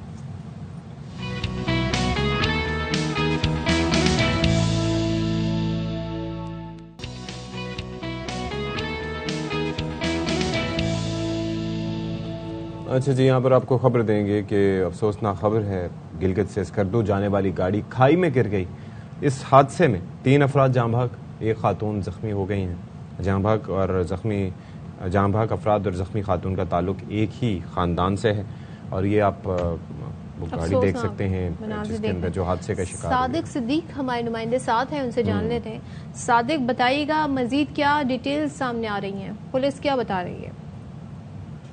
जी बिल्कुल, सुबह गाड़ी गिलगित से स्कर्दू की तरफ आ रहे थे, जो कि शिंगुस के मुकाम पर हादसे का शिकार हो गए हैं, जिसके बाद जो है इस गाड़ी में एक ही खानदान के 5 अफराद सवार थे, जिसमें से 4 अफराद सवार थे, जिसमें से 3 अफराद मौके पे जान बहक हो गए हैं, जबकि एक जो खातून है उनके बारे में बताया गया वो जख्मी है और उनको गिलगित अस्पताल मुंतकिल कर दिया गया है। इनमें एक जो इनका बेटा था वो गिलगित बल्तिस्तान के वज़ीर आला है, उनका माऊन खुसूसी भी रिसेंटली उनको अपॉइंट किया गया था। तो इस अफसोसनाक हादसे में 3 अफराद जान बहक, एक जख्मी हो गए हैं। जी सादिक हमारे नुमाइंदे आगाह कर रहे थे। मनाजिर इस वक्त आपको दिखा रहे हैं। स्कर्दू गिलगित से स्कर्दू जाने वाली गाड़ी खाई में गिर गई, 3 अफराद जाँ बहक हो गए हैं और एक ही खानदान के 4 अफराद सवार थे, पुलिस ये बता रही है, जिसमें खातून जख्मी हुई हैं। तो ये उस गाड़ी का आप इस वक्त इमेज देख सकते हैं और हमारे नुमाइंदे इस हवाले से डिटेल बता रहे थे। अभी मजीद भी इस हवाले से पुलिस मालूमात हासिल करेगी। Thank you so much. अच्छा जी, अब जरा खबर आपको देंगे। एक और खबर है कि पुलिस एहलकारों की शहादत के बाद सोहराबकोट के इलाकों में पुलिस ने इलाके में ग्रैंड ऑपरेशन शुरू कर दिया है और पुलिस एहलकारों की शहादत में मुलव्वस एक मुलजिम मुबैना तौर पर पुलिस मुकाबले में मारा गया था और एसपी की सरबराही में ऑपरेशन जनरल टाउन, मच्छर कॉलोनी और अतराफ में किया जा रहा है। तो ये पुलिस एहलकारों को आपके इल्म में है कि किस तरह से शहीद किया गया था फायरिंग करके, और उसके बाद से ये एंटिसिपेट किया जा रहा था कि इस इलाके में ये ऑपरेशन किया जाएगा जहां पर ये कानून नाफिज करने वाले इदारों के खिलाफ ये अफराद कार्रवाइयाँ करते हैं। तो नज़ीर शाह से मजीद डिटेल जान लेते हैं। नज़ीर, बताइएगा कि गुज़िश्ता रात से ही जो ऑपरेशन का आगाज हो गया है, किन किन इलाकों में किया जा रहा है ये? बिल्कुल, देखिए ये ऑपरेशन जन्नत गुल टाउन, मच्छर कॉलोनी और इतराफ में जा रहा है। गुज़श्ता रात भी जो 2 पुलिस एहलकारों की शहादत में मुलव्विस एक मुलजिम शराबू खान था, वो मारा गया था, उसे पुलिस ने जहन्नुम वासिल किया था और सोहराबकोट डिवीजन पुलिस का ये पूरे इलाके में ग्रैंड ऑपरेशन शुरू हुआ है, जो चौधरी सोहेल फैज जो एसपी सोहराबकोट है उनकी सरबराही में किया जा रहा है। और यही बताया जा रहा है कि इस इलाके में जराम पेशा अनासिर की मौजूदगी की भी इत्तला है और इसके अलावा गैर कानूनी मुकीम अफगान बाशिंदों के खिलाफ भी ये सर्च ऑपरेशन चल रहा है, जिसमें पुलिस की 3 टीमें शामिल हैं और हर टीम में 40 के करीब अफसरान और एहलकार शामिल हैं और ये कुछ देर मजीद जारी रहेगा। जी थैंक यू सो मच नज़ीर शाह।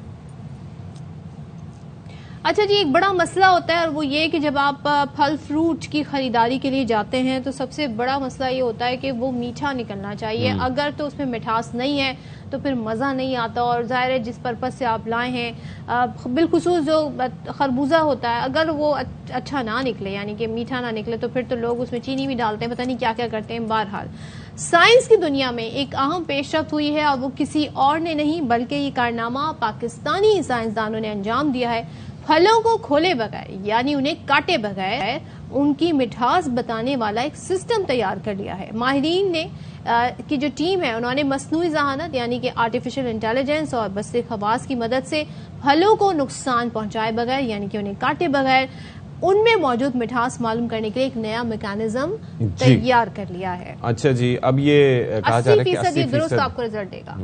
तो ये निज़ाम कराची की निजी जामिया से वाबस्ता प्रोफेसर डॉक्टर मोहसिन टिवाना और असिस्टेंट प्रोफेसर डॉक्टर आयशा की मुश्तरका काविश है, जिसमें दीगर जामियात और इदारों के माहिरीन भी मुआविन थे। तो हमारे साथ मौजूद हैं इस वक्त निजी यूनिवर्सिटी में research department head professor doctor Mohsin Tiwana और असिस्टेंट प्रोफेसर डॉक्टर आयशा जेब। जी, तो अब जरा सवाल पूछ लेते हैं कि जो इतनी अहम पेशरफ्त हुई है इसमें क्या, मोहसिन सबसे पहले आपसे पूछ लेते हैं। डॉक्टर मोहसिन, जरा ये बताइए इस सिस्टम के बारे में कि ये कैसे काम करता है और कौन कौन से फलों का, क्या इसका लिमिटेड स्कोप है, कौन कौन से फलों का जायका मिठास बता सकता है? मेन एम था वो ये था कि हम अपनी जो फ्रूट एक्सपोर्ट है उसके अंदर वैल्यू एडिशन कैसे करें, और वैल्यू एडिशन के अंदर जो सबसे इंपॉर्टेंट चीज़ है वो ये चीज़ है कि जिस वक्त हमारा फ्रूट पाकिस्तान से एक्सपोर्ट हो और दूसरे मुल्क के अंदर पहुंचे तो वहाँ पर उसकी जो फ्रूट क्वालिटी है वो एट पार हो किसी भी और एक्सपोर्टर कंट्री के। और उसके लिए हमने ये डिवाइसेस तैयार की जिसके थ्रू हम फ्रूट मैच्योरिटी जो है उसको असेस कर सकते हैं। तो फ्रूट मैच्योरिटी असेसमेंट के लिए बेसिकली ये जो डिवाइस है इसके ऊपर जो है वो फ्रूट रखा जाता है, फ्रूट की जो है वो ट्रेनिंग की जाती है और इसके अंदर से जो इंफ्रारेड के थ्रू हम उसके एब्जॉर्प्शन लेवल्स चेक करते हैं, जो कि इसकी डिफरेंट वैल्यूज़ हमें देती हैं। सेकेंड जो चीज़ इसमें हम करना चाहते थे वो ये थी कि हम अपने किसान को आर्टिफिशियल इंटेलिजेंस के थ्रू इनेबल करें, और वो इनेबल या AI इनेबल्ड हम उसको इस तरह करना चाहते थे कि जो ट्रेडिशनल डिवाइसेस होती हैं वो किसान को कुछ वैल्यूज़, टेक्निकल वैल्यूज़ के थ्रू ये डेटा दे रही होती है, जबकि हमारी डिवाइस जो है हमने उसको लोकलाइज किया अपने लोकल फार्मर के लिए, और उसके थ्रू जब इसके ऊपर रखा जाता है तो वो उसको ग्रेडिंग करके बता देता है कि इस वक्त इस फ्रूट का जो ग्रेड लेवल है वो क्या है। और इस तरह ये डिवाइस एक ऐसी चीज़ है जो कि हमारा किसान लोकली यूज़ करके अपनी जो आमदन है उसको इंक्रीज कर सकता है। अच्छा डॉक्टर आयशा, आप बताइएगा कि कब इस प्रोजेक्ट में पर काम शुरू हुआ, कितने अरसे में मुकम्मल हुआ, कौन कौन और मुआविन था इस प्रोजेक्ट में? ये 2018 में ये काम शुरू किया गया था, और ये 2018 से लेके अभी तक इस पे बल्कि काम जारी ही है। इसको और बेहतर बनाने की भी कोशिश की जा रही है, इसकी कमर्शलाइजेशन की तरफ हम अभी इसको लेके जा रहे हैं और भी एस्पेक्ट्स इसमें इंक्लूड कर रहे हैं। जहाँ तक हमारी टीम की बात है तो डेफिनेटली ये एक कंबाइंड टीम की एफर्ट थी। इसमें हमारे पास एक तो national centre of robotics and automation जो कि हुकूमत पाकिस्तान ने नस्ट को दिया है, और उनका एक विजन था कि इसमें एग्रीकल्चर के शोबे को भी इंक्लूड किया जाए। तो बेसिकली मेन जो मोटिवेशन थी वो वहाँ से आई। NCRA ने हमें लैब्स अपनी प्रोवाइड की और वो रिसोर्सेज प्रोवाइड किए जिनको यूज़ करके हमने ये प्रोजेक्ट जो है वो कंप्लीट किया। अच्छा डॉक्टर आयशा, ज़रा आप ये भी साथ बता दें कि इससे इस दायरे मिठास मालूम की जाएगी, ये फ़वाइद इससे हासिल होंगे। मज़ीद किन अज्जा का, जो फलों के अज्जा होते हैं, क्या उनका तायुन भी हो सकेगा? मज़ीद क्या मालूमात हासिल हो सकेंगी? फिलहाल सबसे पहले हमने इसको फलों के ऊपर इस डिवाइस को ट्रेन किया है। ठीक है, पहले हमने इसका ये एक पूरा मैकेनिज्म बनाया कि किस तरह से हम लाइट के थ्रू जो है वो उसकी इंटरनल इंफॉर्मेशन जो है वो किसी भी सैंपल की लेंगे। तो हमारा जो सबसे पहला टारगेट था ना वो ये था कि हम इसको अपने जो एक्सपोर्ट क्वालिटी के फ्रूट्स हैं ना, हम उसकी तरफ इस पे काम करें। अब ये जो डिवाइस है वंस ये बन चुकी हुई है, अब हम इसको सब्जियों के ऊपर भी ट्रेन कर सकते हैं, लेकिन उसके लिए थोड़ा सा और मजीद काम करना पड़ेगा। हमें बहुत सारी सब्जियां लेनी पड़ेंगी, हमें उनको उसी तरह से काट के डिस्ट्रक्टिव टेस्टिंग करनी पड़ेगी।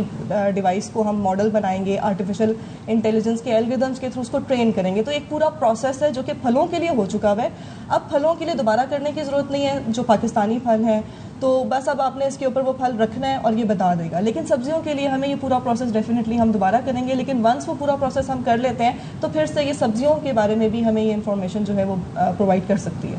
ऑलराइट जी, बहुत शुक्रिया आपका। डॉक्टर आयशा हमारे साथ मौजूद थी और डॉक्टर मोहसिन, आप लोगों ने बड़ा अच्छा काम किया है। होप कि ये इतना आसान और सहल अंदाज में आगे चल के दस्तयाब हो कि लोगों को इससे वाक़ईतन फ़ायदा हो सके। बिल्कुल, और नेक्स्ट रमज़ान में कितना मज़ा आए ना कि अगर मिठास पता हो वही फल खरीदे बंदा, रेडी वाला पीछे लग जाएगा डंडा लेके के भाई, रेडी वाली को भी मजबूरन अच्छी क्वालिटी का फल जो है वो ला के रखना पड़ेगा अपनी रेडी पे। हाँ, तराजू तो सही रखते नहीं है। हाँ, ब्रेक ले लेते।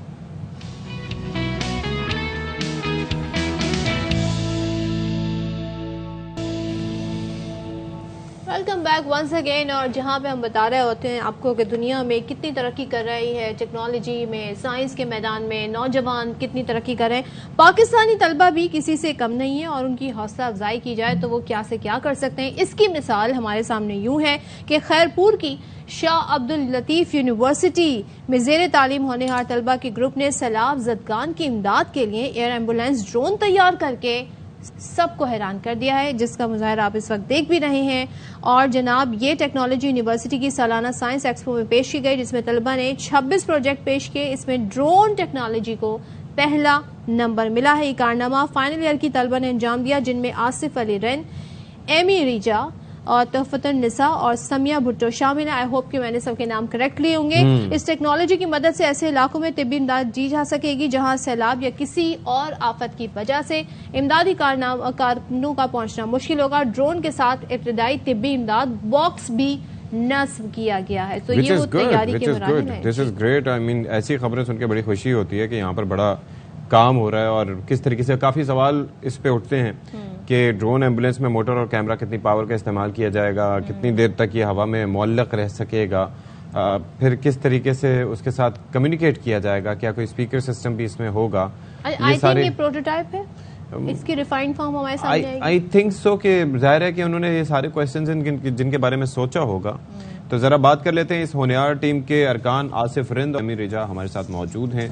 बहुत शुक्रिया जी आप दोनों का, आप हमारे साथ मौजूद हैं और बड़ा ज़बरदस्त किस्म का ड्रोन आपके सामने मुख्तसर सा नन्ना मुन्ना सा जस्ट लाइक अ ट्रेंचुला आपके सामने मौजूद है। तो आसिफ, स्टार्टिंग फ्रॉम यू, ये कितना टाइम हुआ है आप लोगों को इस पे काम करते हुए, और अभी जिस तरह से सदफ अभी बात कर रही थी कि ये प्रोटोटाइप है या ये एक्चुअली अभी ये वर्केबल कंडीशन में है?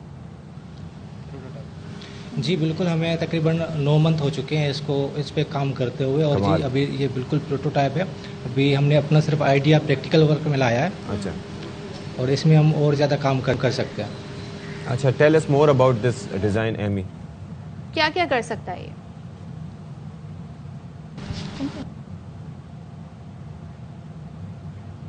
जी ठीक है। अच्छा, ये हम आपको इस वक्त के मनाज़िर दिखा रहे हैं जब ये तैयारी किसकी असेंबलिंग कैसे की जा रही थी, और ज़ाहिर है इसका एक पूरा निज़ाम है चलने का जिस तरीके से होता है। तो ड्रोन एम्बुलेंस किस तरह काम करता है, क्या मुतासर इंसान को सिर्फ उसी जगह तिब्बी इमदाद मिलेगी या एक जगह से दूसरी जगह इंफॉर्मेशन पास ऑन की जाएगी, क्या किया जाएगा, क्योंकि इसमें एक हमने देखा है कि मेडिकल एड के हवाले से जो फर्स्ट एड बॉक्स होता है वो भी इसके साथ अटैच किया गया है।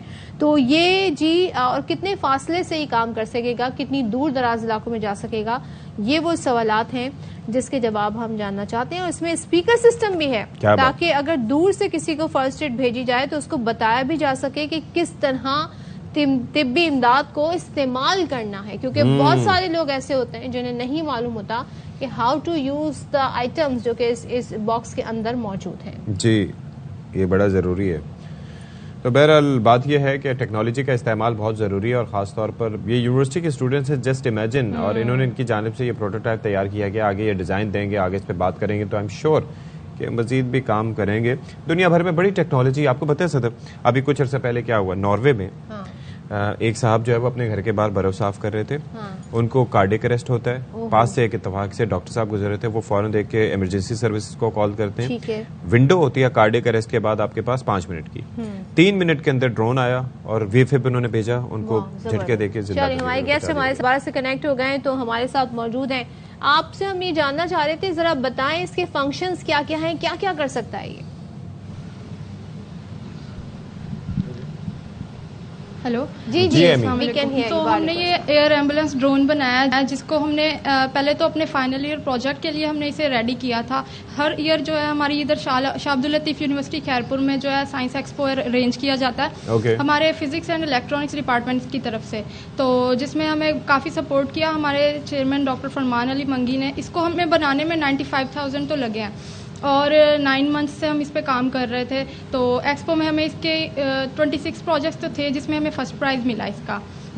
तो इसकी वर्किंग कुछ ऐसे है कि इसमें हमने बैटरी अटैच करनी होती है। हमने 5200 की वोल्ट्स की तो वो 14.2 वोल्ट्स की तो हमने इसमें बैटरी यूज़ किया है, और हमारी मोटर जो है हर एक मोटर जो है अलग अलग जो है 1000 kV की है। और इसके अंदर हमने GPS इंस्टॉल किया है, APM मॉड्यूल हमने इंस्टॉल किया, कैमरा भी है, जिसके कैमरा का वर्किंग ये है क्योंकि हम लोग जब फ्लड एरियाज होता है तो वहाँ पे हमें जाने के लिए हमें ये भी बताएगा कि वहाँ कौन सी जगह पे ज़्यादा जो है एरिया अफेक्ट हुआ है, कौन सी जगह पे हमें अपने मोबाइल पर शो होगा, हमें अपने लैपटॉप पे शो होगा, रेंज क्या होगी, कौन सी जगह पे ज़्यादा जो लोग हैं। इसकी रेंज क्या होगी? इसकी रेंज हमने अभी फिलहाल तो 600 मीटर्स रखी है, क्योंकि अभी इसको हमने एज अ प्रोटोटाइप जैसे कि हमने एक्सप्लेन किया के यूज़ किया, तो इसलिए इसमें अभी ज़्यादा हमने हैवी जो है इसमें मशीनरी यूज़ नहीं की है, क्योंकि वो एज यू नो के वो फाइनेंशियली जितना हम कर सके हमने उसको एज अ आइडिया सिर्फ अभी प्रमोट किया है। तो उसकी रेंज अभी फ़िलहाल हमने 5 to 600 मीटर्स रखी हुई है, और हाई ये जाता है तकरीबन 60 मीटर्स हाई तो ये जाता है। और इसको जिस हम रिमोट के साथ कंट्रोल करते हैं इसकी भी रेंज 1500 मीटर्स तो है, तो हम इसे यहाँ से ऑपरेट कर सकते हैं और अपने मोबाइल से भी कर सकते हैं, वाईफाई के थ्रू भी कर सकते हैं, और अगर वाईफाई नहीं भी वर्किंग कर रहा तो भी हम इसे कर सकते हैं अपने लैपटॉप के साथ। अच्छा, तो ये बताइएगा इस एयर एम्बुलेंस में, अली आपसे मेरा ये सवाल है कि ये मजीद आप क्या आगे देख रहे हैं, क्योंकि अभी तो हमने देखा इनिशियल स्टेज पर है, और ज़ाहिर है आपने इसके पीछे जो स्टोरी हमें पता चली सलाख जदगान की मदद, वी नो कि अभी रिसेंटली कितना हिट हुआ है सिंध और बलोचिस्तान, तो ये मजीद इसमें अपग्रेडेशन क्या कर सकते हैं, क्या प्लान किया हुआ आपने? जी बिल्कुल, पहली बात तो अभी तक तो हमें किसी ने कोई रब्ता नहीं किया फिनिशियली, ना ही किसी इंडस्ट्री ने, ना ही किसी इंस्टीट्यूशन ने। लेकिन इसमें मज़ीद मॉडिफिकेशन हो सकती है, जैसे कि अभी जस्ट ये 2 kg वज़न उठा रहा है, अगर हम इस पर हैवी मोटर्स लगा सकते हैं तो ये 2 kg से बढ़ा के 3, 4, 5 kg भी उठा सकता है। अच्छा, तो कम्युनिकेट करने के लिए आप लोग क्या इसके अंदर जैसे स्पीकर सिस्टम है तो उसके अंदर कनेक्टिविटी कैसे होगी? फ़ोन के ज़रिए ऑब्वियसली? जी जी बिल्कुल, कैमरा जो है वो हम फ़ोन पे टच कर सकते हैं वाईफाई के ज़रिए। नहीं, मैं ये जानना चाह रहा था क्योंकि इसके अंदर कहा गया है कि स्पीकर सिस्टम भी है जिसके ज़रिए आप अपनी डायरेक्शंस भी वहाँ पर दे सकेंगे। सपोज ये कि 600 मीटर दूर है, उस सूरत में क्या मोबाइल फ़ोन स्पीकर यूज़ करेंगे? कनेक्टिविटी के लिए क्या तरीक़ेकार रखेंगे? जी, हमने इस पर टेलीमेट्री लगाई हुई है जो हमें लैपटॉप पे बताएगी कि वो कहाँ पे है। टेलीमेट्री सारा वर्क करती टेलीमेट्री जो है वो सारा साउंड भी दे सकती है, प्रेशर, टेम्परेचर जो होती है एरिया का, हर चीज़ वो हमें प्रोवाइड करती है। हमें हमारे लैपटॉप पे हमने सॉफ्टवेयर इसमें इंस्टॉल किया, आर्डियो पायलट का जो मिशन प्लानर हमारा सॉफ्टवेयर है, तो टेलीमेट्री के थ्रू हमें तो वो सब कुछ हमारे लैपटॉप पे खुद ही हमें रिसीव होगा। यानी कि इसके अंदर ये है कि तो फिर साथ ही साथ इसको कनेक्टिविटी, ज़ाहिर है कि वाईफाई कनेक्टिविटी और ये चीज़ें भी ज़रूरी होंगी इसके लिए, ऐसे ही है? हमें नहीं, वाईफाई नहीं चाहिए होगा? जी बिल्कुल।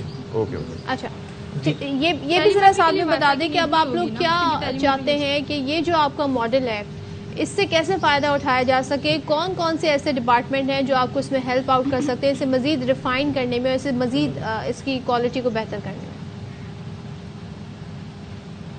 जी अली जी, ये हम लोग की यही अपील है कि हमें हेल्प की जाए गवर्नमेंट की तरफ से भी, ताकि हम इसमें और मॉडिफिकेशंस कर सकें, क्योंकि अभी तो सिर्फ प्रोटोटाइप है और हमने इसमें अभी आपको जैसे कि मैंने पहले बताया कि हमारी मोटर्स भी इतनी नहीं है, सिर्फ ये 2 kg तो कैरी कर रहा है फिलहाल, लेकिन ऑब्वियसली हमें और चाहिए होगा, हमें ज़्यादा वजन कैरी करने की भी नीड पड़ सकती है, तो उसके लिए हमारी अपील है कि हमें हेल्प किया जाए। चलिए जी, बहुत शुक्रिया। आसिफ अली रिंद और एमिर रेजा हमारे साथ मौजूद थे, बहुत शुक्रिया आपने गुफ्तगू की। और ये दिस इज़ वेरी इंटरेस्टिंग।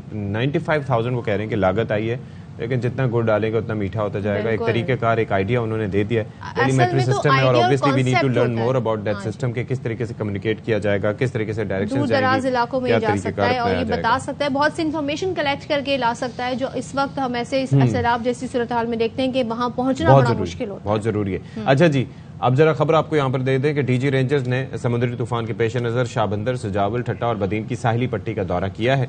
और उन्होंने सरहदी सेक्टर कमांडर्स और विंग कमांडर्स के खुसूसी इजलास की सदारत की है। उनकी हिदायत पर साहिली इलाकों से आवाम की महफूज मकामात पर मुंतकली का अमल जारी है। ये बताना है तर्जुमान रेंजर्स का। आप तमाम जीरो कोट वालों को इतला दी जाती है कि वाइपर जाए तूफान, उसकी शिद्दत में बहुत ज्यादा इजाफा हो रहा है। आज रात तक ये हमारी साली पट्टी के साथ टकराने का इसका बहुत ज़्यादा इम्कान है, लिहाजा आप तमाम से गुजारिश है कि आप अपने अहल व अयाल और मवेशियों को लेकर पीछे महफूज जो इलाके है वहाँ पर मुंतकिल हो जाए। 3 से 4 दिन कम अज़ कम ये इसके लिए ख़तरा है बहुत ज़्यादा, तो इसलिए आपकी जान बहुत कीमती है। आप अपने बच्चों को लेकर और जो आपका मवेशी है उसको लेकर आप पीछे महफूज इलाके जो गुलारची में गवर्नमेंट ने बनाया है मोनो टेक्निकल कॉलेज, उसमें आप लोग सारे वहाँ पे मुंतकिल हो जाएं। ठीक है, तो नज़ीर से हम मजीद सूरत हाल जान लेते हैं। नज़ीर शाह हमारे साथ हैं और इस दौरे से मुताल्लिक और वहाँ पर ऐलानात करके लोगों को बताया गया, आगाही दी गई। नज़ीर बताइए क्या डिटेल्स हैं? आप अभी तक DG Rangers Major General Azhar Waqas है जिन्होंने समुद्री तूफान वाइपर जॉय के पेश नज़र मुख्तलिफ जो इलाके सजावल, ठट्टा, बदीन और दीगर साली पट्टी का हंगामी दौरा किया है। सेक्टर कमांडर्स और विंग कमांडर से खुसूसी मुलाकात के बाद उन्होंने साहली इलाकों से मुतसिल अवाम के महफूज मकामात पर मुंतकली के अमल का जायजा लिया और कहा गया कि फौरन पर इस अमल को मुस्तकिल जारी किया जाए और रेंजर्स और सिविल इंतजामिया की जानिब से अवाम के महफूज इनखला के लिए लाउड स्पीकर पर बाकायदा ऐलानात भी किए जा रहे हैं। जबकि डीजी रेंजर्स ने समुद्री पट्टी से मुतसिल आबादियों से शहरियों के महफूज इनखला में सिविल इंतजामिया और रेस्क्यू इदारों की मदद के लिए भी हिदायत जारी की है। और डीजी रेंजर्स ने इलाका सेक्टर कमांडर को शहरियों के फ्री मेडिकल कैंप, इमदादी अशिया की मुनज़्ज़म तहसील के लिए सिविल इंतजामिया की हर मुमकिन मदद की भी हिदायत जारी की है। और ये भी कहा है कि डिस्ट्रिक्ट लेवल पर सिविल इंतजामिया के साथ कंट्रोल रूम कायम किया जाए और शहरियों को कोई भी मुश्किलात पेश आए तो फौरी तौर पर रेंजर्स से रब्ता करें। जी ठीक है, थैंक यू सो मच, हमें आगाह कर रहे थे नज़ीर शाह। और तो चलें जी, इसी के साथ एहतियात कीजिएगा। इजाजत तो हम चाह रहे हैं आपसे, लेकिन यह है कि घर से गैर ज़रूरी तौर पर बाहर निकलने से गुरेज। उसके अलावा ये है कि बारिश वगैरह हो सकती है 15 और 16 को, आज है 13। साइन बोर्ड और ऐसी जगहों से बचें, और जहाँ पर पानी है वहाँ पे अगर पोल्स हैं बिजली के तो वहाँ से भी बचें, अपनी एहतियात करें और दूसरों को भी इससे आगाही दें और पैनिक ना हो। आपसे इजाजत चाहते हैं, कल फिर मिलेंगे, तब तक के लिए अल्लाह हाफ़िज़।